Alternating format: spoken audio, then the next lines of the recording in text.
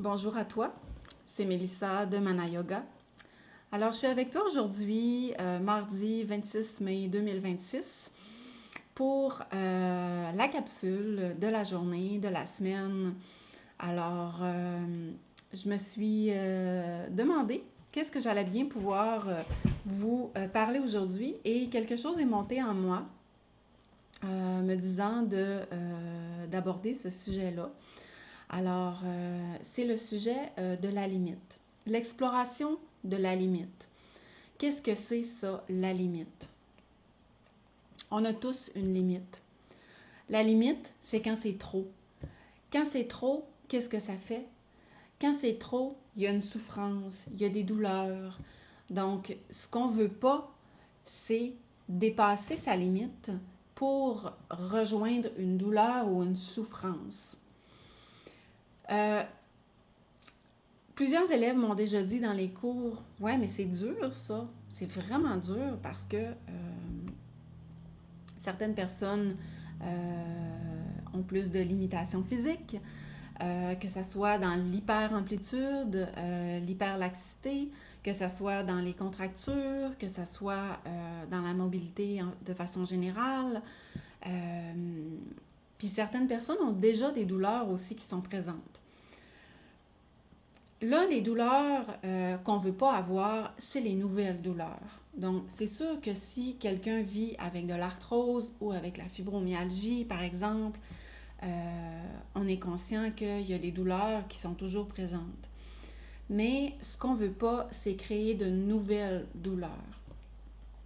Comment on fait ça pour explorer sa limite? Parce que en yoga, le tapis est tout indiqué pour faire ça.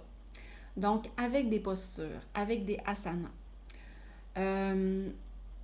Donc, c'est vraiment d'y aller étape par étape, petit à petit, pour toujours être à l'écoute de soi, en amenant la conscience où ça travaille à l'intérieur de soi. Ça travaille toujours. Des fois, on s'en rend moins compte, c'est un mouvement qui peut être plus facile au niveau physique pour soi, mais ça peut travailler au niveau du mental, ça peut aussi travailler au niveau du cœur, au niveau émotif. Donc, y aller étape par étape et ne pas avoir peur d'explorer sa limite. Explorer, ça veut dire donner peut-être un petit peu plus d'amplitude dans son bras, allonger un peu plus sa jambe, amener un peu plus sa hanche loin de son épaule. Donc, faire des micro-mouvements, des petits mouvements qui m'amènent à explorer jusqu'où moi je peux aller tout en demeurant confortable sans créer de nouvelles douleurs ou de nouvelles souffrances. Et c'est sûr, c'est un processus de toute la vie, hein, parce que même si on se connaît très bien, d'une journée à l'autre, notre état physique ou notre état général peut varier. Donc, c'est pour ça que c'est si important de faire les mouvements en pleine conscience en étant attentif à ce qui se passe à l'intérieur, dans son corps, sa tête, son cœur, quand on fait des mouvements en yoga. Donc ça, c'est l'exploration de la limite sur le tapis. Mais ce qui est bien avec le yoga, c'est que on peut aussi faire transférer ces acquis-là dans notre quotidien. Explorer sa limite, c'est pas juste pendant 1 heure lors de son cours durant la semaine en yoga, mais c'est aussi dans la vie de tous les jours. Explorer ma limite pour moi, ça peut être par exemple quelle quantité d'activités je peux faire sans prendre de pause pour me permettre, oui, là je vais dire d'être performante, mais plutôt d'être productive, donc de réaliser quelque chose et de le réussir en étant bien concentrée et en étant confortable dans mon corps et dans ma tête et aussi au niveau émotif. Donc, qu'est-ce que je peux, combien de temps, par exemple, je peux offrir ou quelle intensité, en fait, de travail je peux donner? Hein, parce qu'on peut varier avec la durée, on peut varier avec l'intensité.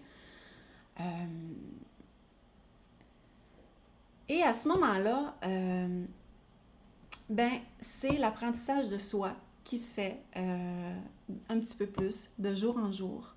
Donc, c'est vraiment amener ces acquis-là dans son quotidien pour se connaître davantage et améliorer son confort au quotidien aussi.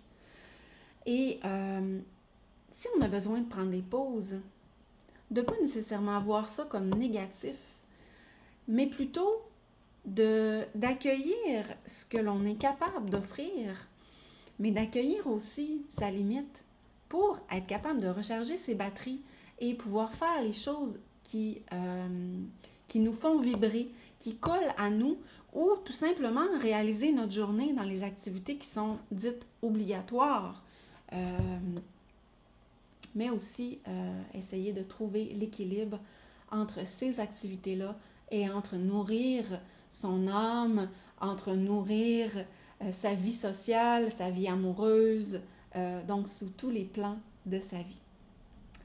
Alors voilà, donc j'espère que cette capsule va t'aider à explorer ta limite, oui en yoga, mais aussi dans la vie de tous les jours. Alors, si tu as aimé la vidéo, je t'invite à cliquer j'aime, à partager et à me suivre à chaque semaine lors des vidéos, la guidance de la semaine que je fais les lundis et les capsules Mana Yoga que je fais les mardis. Donc voilà, namasté, bonne journée!